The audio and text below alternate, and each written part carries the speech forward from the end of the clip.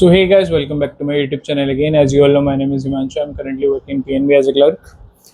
तो आज काफ़ी सारे लोगों का IBPS PO प्रीलिम्स एग्ज़ाम होगा। तो जिनका भी एग्ज़ाम आज है या जिनने भी एग्ज़ाम हो चुका है, वो प्लीज़ अपने अटैम्प्ट और अपने शिफ्ट कमेंट सेक्शन में बताना अगर आप इस वीडियो पे आए तो। और जिनका भी एग्ज़ाम IBPS क्लर्क जो टारगेट कर रहे हैं और जिन्होंने IBPS PO प्रीलिम्स भी भरा है और उनके आने वाला एग्ज़ाम है, तो उनके लिए बेस्ट विशेस भाई, गुड लक। आप सब भी लोग अपना एग्ज़ाम अच्छे से देना। तो चलो अब इस वीडियो की बात करते हैं जिसके लिए आप इस टॉपिक की बात करते हैं जिसके लिए आप इस वीडियो में आए हैं। अगर आपने अभी तक कोई भी मॉक टेस्ट सीरीज़ नहीं ली है तो आई सीरियसली रिकमेंड कि आप एक मॉक टेस्ट सीरीज़ लें। कहीं आप सोचो कि यार महंगी होती है या फिर क्या यूज़ आएगा उसका या कैसे भी, लेकिन बैंकिंग एग्जाम को क्लियर करने के लिए आपको एक मॉक टेस्ट सीरीज चाहिए ही चाहिए। मैं उसके बारे में आपको अब थोड़ा सा बता देता हूँ कि कैसे किस हिसाब से आपको मॉक टेस्ट सीरीज लेनी चाहिए और मैंने अपने टाइम पे कौन सी मॉक टेस्ट सीरीज ली थी और अब मैं क्या रिकमेंड करता हूँ आप लोग। तो जैसे कि यार आप लोगों को पता है मॉक टेस्ट सीरीज क्यों जरूरी होती है। देखो, आप एक एग्जाम देते हो, पेन पेपर एग्जाम तो है नहीं, ये कंप्यूटर बेस्ड एग्जाम है, तो आपको उसके लिए पहले से प्रिपेयर्ड होना होगा कि आपको कैसे वहाँ पे एग्ज़ाम देना है, कैसे स्क्रीन पे एग्ज़ाम आता है, कैसे स्लो वहाँ पे प्रोसेसर कितना स्लो होता है उन पीसीज का, और धीरे धीरे एग्ज़ाम पेपर लोड होता है उस पर। आप टिक करोगे तो आपको 2 बार क्लिक करना पड़ेगा तब जाके ऑप्शन टिक होगा। तो उन सब चीज़ों के लिए भी आपको प्रिपरेशन करनी होती है, इसलिए सबसे पहले तो ये चीज़ के लिए बहुत ज़रूरी है मॉक टेस्ट। और दूसरा चीज़ है भाई, मॉक टेस्ट दोगे तो आपके मार्क्स आएंगे, मतलब आप अटैम्प्ट करोगे आपके मार्क्स आएंगे, आपके मार्क्स कम भी होंगे बढ़ेंगे भी। तो आपको ये चीज़ आइडिया रहेगी कि हाँ आप कहाँ स्टैंड कर रहे हो, कितनी कट ऑफ क्या जाती है और आपको कहाँ आपके मार्क्स आ रहे हैं, इसलिए मॉक टेस्ट सीरीज ज़रूरी है।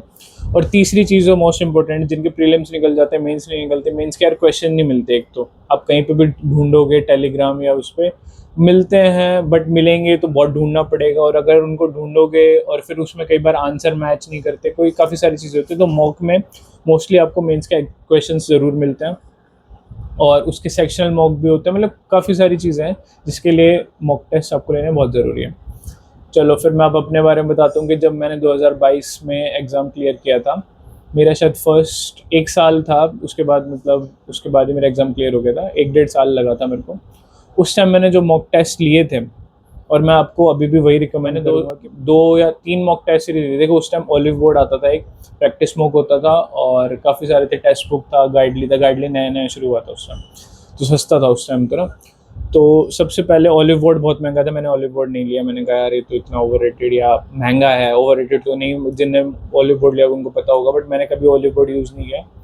तो मैं सबसे पहले मैंने टेस्ट सीरीज ली, वो थी प्रैक्टिस मॉक। उसका ईयरली पैकेज ले लिया जो साल में सारी चीज़ें आती थी उसमें, pre mains sectional mock interview, उसमें करंट अफेयर्स के भी क्वेश्चंस होते थे, उसके क्विजेस भी होते थे। तो मैं फर्स्ट जो मेरा प्राइमरी मॉक टेस्ट सीरीज थी वो थी प्रैक्टिस मॉक।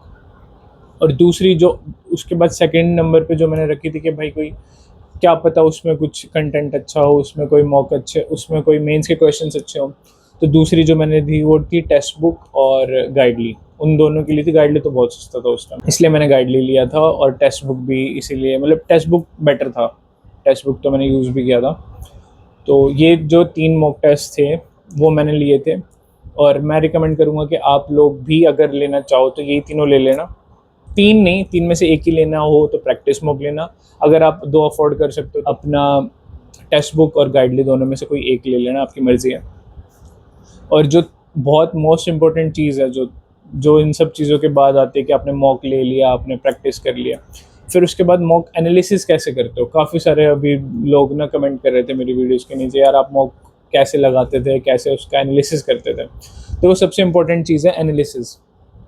तो अगर मैं एनालिसिस इस वीडियो में बताऊंगा तो ये वीडियो बहुत लंबी हो जाएगी, इसलिए मैं एक नेक्स्ट या एक वीडियो और बनाता हूँ जिसके बारे में मैं सिर्फ मॉक एनालिसिस के बारे में बताऊंगा। तो यही इस वीडियो का यार लेखा जोखा था, मतलब इस वीडियो के बारे में, इस वीडियो के थ्रू मैं बताना चाह रहा था कि आपको कौन से मॉक टेस्ट सीरीज लेनी होती है, मतलब क्या ज़रूरी है लेना, क्यों ज़रूरी है लेना, और कौन सी लेनी चाहिए, और क्या मैं रिकमेंड कर रहा हूँ।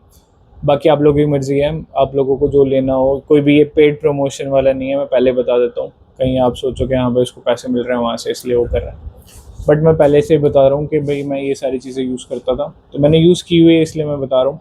हाँ, और मोस्ट इंपॉर्टेंट चीज़ यार, एक और चीज़, अगर आप मेंस को टारगेट कर रहे हो ना, आपका एग्ज़ाम कब है? आपका एग्ज़ाम है शायद 10 या 11 अक्टूबर को है ना प्रीलिम्स का पेपर, और मेंस जो है वो आपका दिसंबर में, 27 दिसंबर में। तो अभी से ही अपने करंट अफेयर्स की प्रैक्टिस, मतलब अपने करंट अफेयर्स को प्रिपेयर करना शुरू कर दो। लास्ट में जाके बिल्कुल हलवा बन जाएगा, कुछ समझ नहीं आएगा। मैं अपने पर्सनल एक्सपीरियंस से बता रहा हूँ, कुछ भी याद नहीं होगा। अभी से प्रैक्टिस कर लो, अभी से ही प्रैक्टिस कह रहा हूँ, प्रिपेयर कर लो उस चीज़ को।